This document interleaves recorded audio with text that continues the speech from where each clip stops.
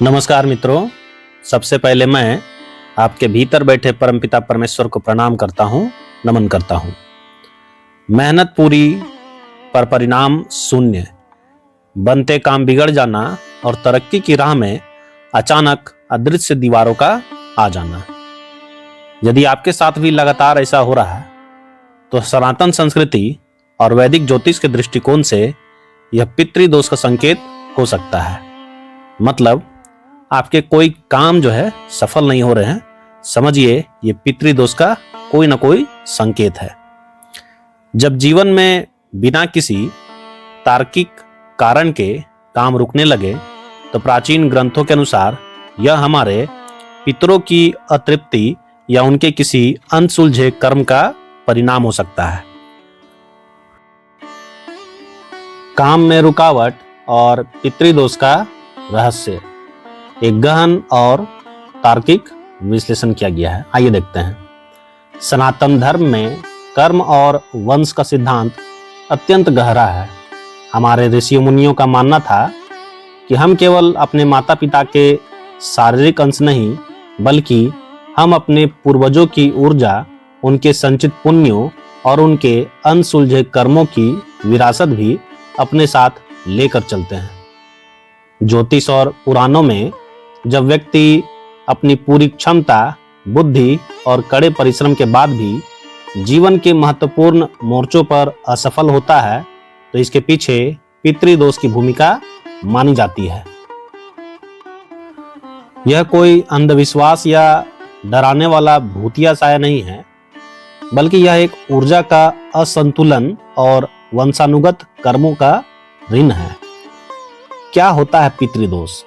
पौराणिक और ज्योतिषीय दृष्टिकोण के माध्यम से हम लोग समझने का प्रयास करेंगे। शब्दकोश के अनुसार पितृ का अर्थ है हमारे पूर्वज या दिवंगत आत्माएं, और दोष का अर्थ है असंतुलन या कमी।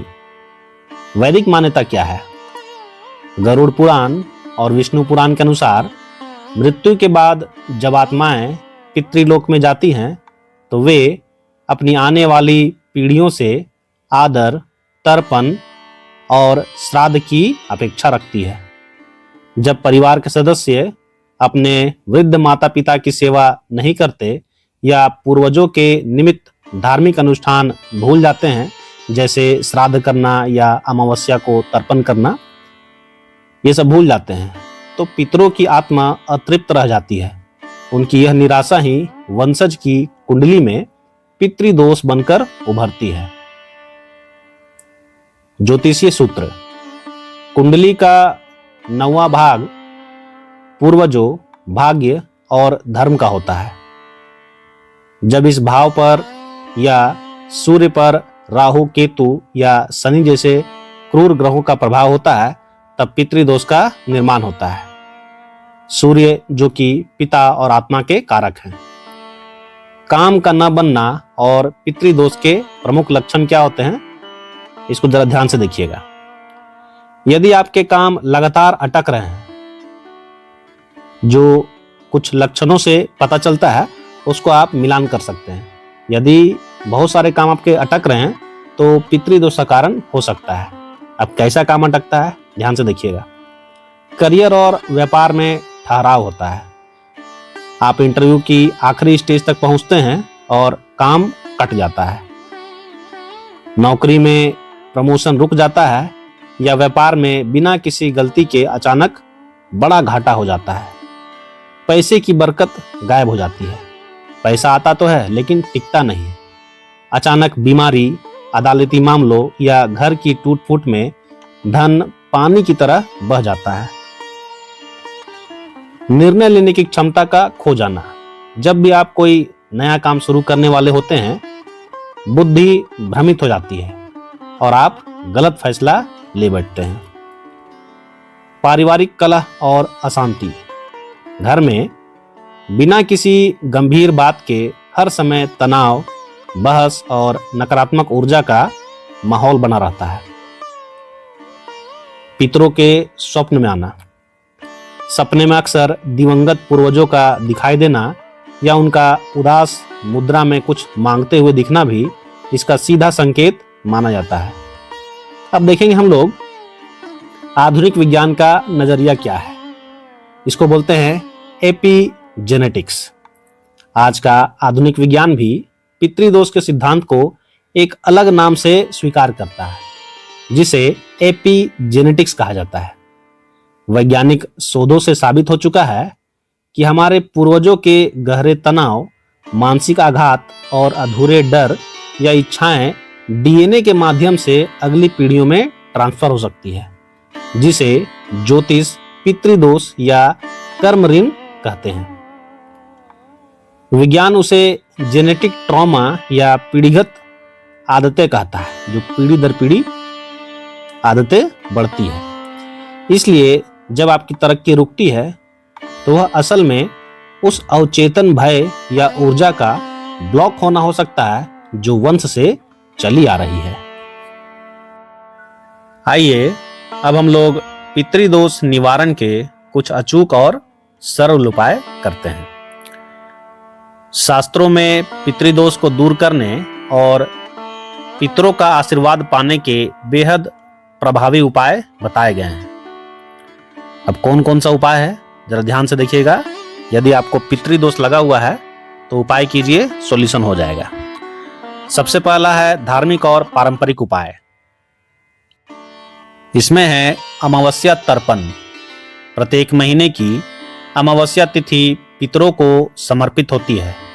इस दिन दक्षिण दिशा की ओर मुख करके पितरों के नाम से काले तिल मिलाकर जल अर्पित करें।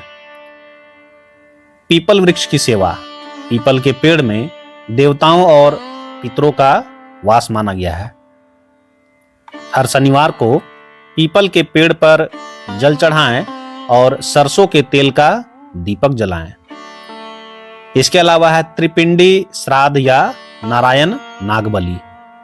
यदि दोष बहुत गहरा है तो त्र्यंबकेश्वर या गया जी जैसे पवित्र तीर्थों पर जाकर योग्य विद्वान से पितृदोष निवारण पूजा अवश्य करवानी चाहिए।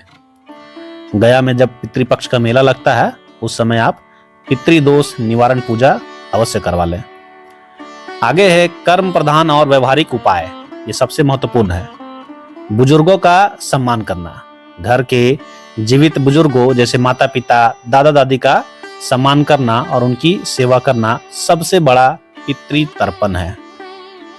जीवित माता पिता को दुखी रखकर पूजा पाठ करने से कोई लाभ नहीं होता। अन्न और जल का दान। भूखे जीवों को भोजन कराएं। सनातन परंपरा में कौवे, कुत्ते और गाय को भोजन देना सीधे पितरों तक तृप्ति पहुंचाता है, क्योंकि कौवे को पितरों का दूत माना गया है। मंत्र साधना और ध्यान। आध्यात्मिक गुरुओं के अनुसार मन को साफ रखना, ओम नमः शिवाय या महामृत्युंजय मंत्र का जाप करना और निस्वार्थ सेवा करना भी हर प्रकार के कर्म दोषों को काट देता है। अब हम लोग आज के वीडियो के निष्कर्ष अर्थात कंक्लूजन पर ध्यान देंगे। काम नहीं हो रहा है, यह जीवन का एक पड़ाव हो सकता है, अंत नहीं। यदि यह पितृदोष के कारण भी है तो घबराने की कोई आवश्यकता नहीं है। हमारे पूर्वज हमसे शत्रुता नहीं रखते, वे केवल अपनी मुक्ति या आदर की प्रतीक्षा कर रहे होते हैं। जब आप उनके प्रति कृतज्ञता व्यक्त करते हैं, उनके नाम से समाज के भले के लिए दान पुण्य करते हैं, तो वही अतृप्त ऊर्जा एक सुरक्षा कवच में बदल जाती है, अर्थात ब्लेसिंग्स में बदल जाती है। जैसे ही पितर प्रसन्न होते हैं, आपके जीवन की अदृश्य बाधाएं स्वतः ही हटने लगती है और बिगड़े हुए काम भी दोबारा बनने लगते हैं। मेरे मित्रों, यह वीडियो आपके लिए ज्ञानवर्धक है, हितकारी है, तो कृपया एक सब्सक्राइब और एक शेयर अवश्य करें।